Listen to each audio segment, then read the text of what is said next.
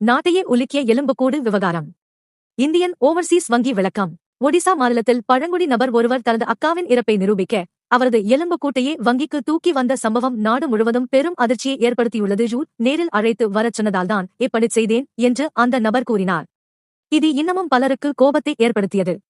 இதனிடையே Indian Overseas வங்கியோ அப்படியெல்லாம் நாங்கள் கூறவே இல்லை, அவரது அக்காவை நாங்கள் அழைத்து வர சொல்லவில்லை, இறப்பு சான்றிதழ் மட்டுமே கேட்டோம் என்று விளக்கம் அளித்துள்ளது. ஒடிசாவின் தியானலி கிராமத்தைச் சேர்ந்த 50 வயது ஜீது முண்டா என்பவரது மூத்த சகோதரி கல்லா முண்டா 56 கடந்த ஜனவரி 26, 2026 அன்று காலமானார். அவரது வங்கிக் கணக்கில் இருந்த 20,000 ரூபாயை எடுப்பதற்காக ஜீது முண்டா கியோன்சர் மாவட்டத்தில் உள்ள மாலிபோசி கிராம வங்கி கிளைக்கு சென்றிருக்கிறார். அப்போது வங்கி அதிகாரிகள் இறப்பு சான்றிதழ் உள்பட வங்கியில் பணம் எடுப்பதற்கான உரிய ஆவணங்களை கேட்டதாக தெரிகிறது. ஆனால் ஜீது முண்டா கல்வி கற்காதவர் என்பதால் போதிய நடைமுறைகள் தெரியவில்லை. தனது சகோதரி இறந்துவிட்டதை அதிகாரிகள் நம்பவில்லை என்றும் அவரை நேரில் அழைத்து வரும்படி கட்டாயப்படுத்தியதாகவும் குற்றம் சாட்டினார். அத்துடன் பணம் வழங்கப்படாததால் ஆத்திரமடைந்த அவர் அடக்கம் செய்யப்பட்ட இடத்தை தோண்டி தனது சகோதரியின் எலும்புக்கூட்டை எடுத்து வந்து வங்கி அதிகாரிகளின் முன்பு வைத்தார். செய்தியாளர்களிடம் பேசிய ஜீது முண்டா, நான் பலமுறை வங்கிக்கு அலைந்துவிட்டேன், பணத்தை எடுக்க கணக்கு வைத்திருப்பவரை நேரில் அழைத்து வரச் சொன்னார்கள், அவர் இறந்துவிட்டதாகச் சொல்லியும் அவர்கள் கேட்கவில்லை.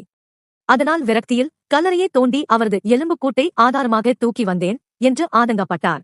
இந்தியன் ஓவர்சீஸ் விளக்கம். இந்த சம்பவம் வைரலாகி கடும் கண்டனங்கள் எழுந்த நிலையில் இந்தியன் ஓவர்சீஸ் வங்கி விளக்கம் அளித்துள்ளது. அதில் இறந்தவர் நேரில் வர வேண்டும் என்று வங்கி அதிகாரிகள் ஒருபோதும் கூறவில்லை. ஏப்ரல் 27 அன்றுதான் அந்த நபர் முதல் முறையாக வங்கிக்கு வந்தார். 3ஆம் நபர் பணத்தை எடுக்க அனுமதி கிடையாது என்பதையும் இறப்புச் சான்றிதழ் கட்டாயம் என்பதையும் மட்டுமே அதிகாரிகள் விளக்கினார்கள் என்று தெரிவித்துள்ளது போலீஸ் தலையீடு. இந்த வினோத சம்பவத்தால் வங்கியில் பரபரப்பு நிலவியதை அடுத்து காவல்துறையினர் தலையிட்டு அந்த எலும்புக்கூட்டை மீண்டும் உரிய முறையில் அடக்கம் செய்தனர். இந்த சம்பவம் டிஜிட்டல் இந்தியாவை நோக்கி நாம் முன்னேறினாலும் கிராமப்புற மற்றும் பழங்குடியின மக்களிடையே வங்கி நடைமுறைகள் குறித்த விழிப்புணர்வு இன்னும் எட்டாக்கனியாகவே இருப்பதை காட்டுகிறது. ஒருபுறம் வங்கி விதிமுறைகள் பாதுகாப்பிற்காக இருந்தாலும் மறுபுறம் படிப்பறிவில்லாத எளிய மக்களிடம் அந்த விதிமுறைகளை அதிகாரிகள் கையாளும் விதம் பெரும் விவாதத்திற்கு உள்ளாகியுள்ளது. முறையான இறப்புச் சான்றிதழ் பெறுவதில் உள்ள சிக்கல்களும் வங்கி அதிகாரிகளின் கனிவற்ற அணுகுமுறையுமே ஒரு சாமானியனை இவ்வளவு விபரீதமான முடிவை எடுக்க தூண்டியுள்ளது என்பதை மறுப்பதற்கில்லை.